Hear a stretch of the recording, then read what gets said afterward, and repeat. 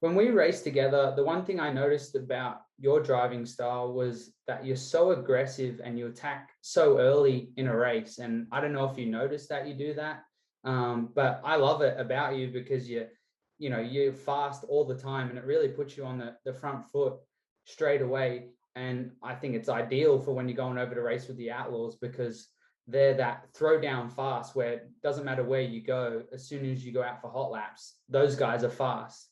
Did you feel like that was an advantage going over there? And were there any other things that like the other drivers taught you, not so much, verbally, but taught you while racing with them that you really picked up on over this past season?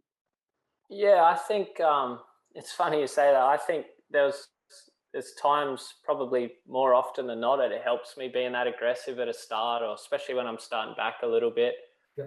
But there's times that it hurts me a lot too. Like I'll go to, say, a Charlotte where it's a big wing speed flowing track, and I'll try and shoot the bottom at a start and do something funky, and I lose 5 spots. But it's something that I've got wide in my head, and I've always try to get that opportunity, and I stuff it up on a track like a Charlotte or an Eldora or places like that, and it's been really, really hard to get that out, just to let the car float and do it instead of trying to chase dirt. Like in Australia, you've raced, obviously. Yeah. We always chase dirt. You always chase the color of the dirt in Australia. Like the darker the dirt, the more grip. So my brain has been taught to chase that, where in America, that's not fast all the time. There's times where the slick's the fastest place. So it's been really tough to try and change that.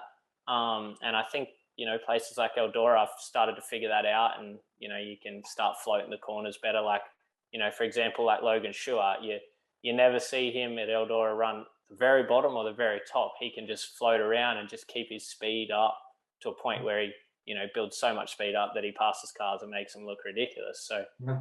I think, you look at guys like your David Gravels, your Logan Schuharts that are very good at understanding what their wings do and keeping their tires under them, floating through the middle and stuff. And then you look at a guy like Brad, who I think is exceptional at shooting a corner really hard. Like he can drive to the center of a corner harder than anyone else and get it stopped and pointed. So Yeah. I think that's the hardest thing about the Outlaws. You got to have a balance between all of that. And like I said, I've been racing for a long time, and to go there, you don't really realize that you're so bad at some things until you go and race with those guys and they eat you up at every double file restart. Or, we go to a small track and it's fine. I can be aggressive, and I think that's got a lot to do with starting 10th every night at a World Series show because of the inverts we have. So, Sure. yeah, I feel like there's a lot of times where I start on the front row of a heat race or third, and I get too aggressive instead of just being, all right, I got to run second. I try and win the heat race because that's what we do back here, and I mess the whole start up. So, yeah, I think once I settle that stuff down a little bit and clean that 10-15% of that up, I think we're more in the hunt. But yeah, you learn so much off guys like qualifying. David Gravel's obviously phenomenal, and I just study how he does it. And everyone can say his motors or his cars are good or they rip, but it hasn't mattered in the last 8 years what car he's in. He qualifies good, so Yeah. it's him. He understands air good, and you just gotta figure out how to do it. That's your job as a race car driver. Yeah, I think it's pretty obvious with Gravel that he knows how to qualify. I think Brad's probably the most consistent guy and really knows when to push. I think guy like Larson is probably the best at keeping momentum up. And I'm sure obviously, that momentum is so important and probably the most important thing in sprint car racing. What's the one area that you think you need to improve on? Is it qualifying or the end of a race in the slick, or what is it for you?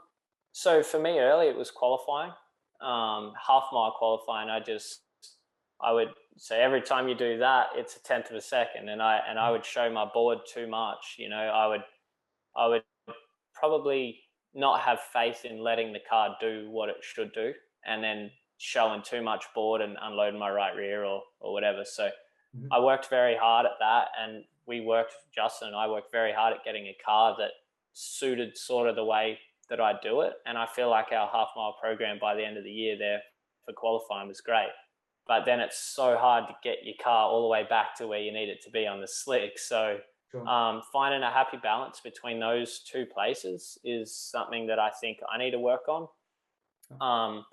Yeah, I feel my short track game's pretty decent. I think we showed that through California and that, but yeah, I think I overthink qualifying too much. I just don't let it do what it wants, and the momentum thing is huge. Like I said, in Australia here, I think you can get away with having a bad car or missing a line because of our tire and our wing and our grip that we have in our tracks, that you can miss the bottom and it's not huge. But like over there, 2/10 is the difference between being on the front row or starting sixth in a heat race, and then you finish fourth in your heat and you start 18th. So it's just a compound of issues. You've just got to be, I think I've got to the point where I get qualifying really good, or I'll screw my heat race up, and then I'll be really good in the feature and run fifth, or we'll screw qualifying up, don't do good in my heat, and then come from 18th to fifth in the feature. Like, I haven't put a whole string of night together, and that's